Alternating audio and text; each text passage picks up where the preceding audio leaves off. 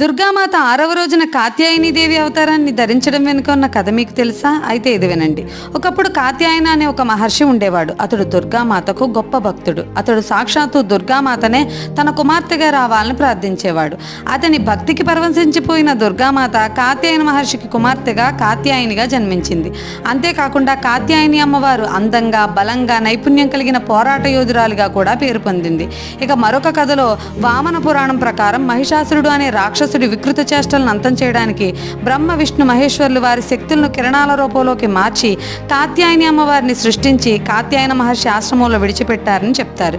ఇక దుర్గామాత ఈ రూపం అమ్మవారి అత్యంత హింసాత్మక రూపాల్లో ఒకటి. ఈ రూపంలోనే అమ్మవారు సింహంపై స్వారీ చేస్తూ మహిషాసురుణ్ణి వధించి మహిషాసుర మర్దినిగా అవతరించింది.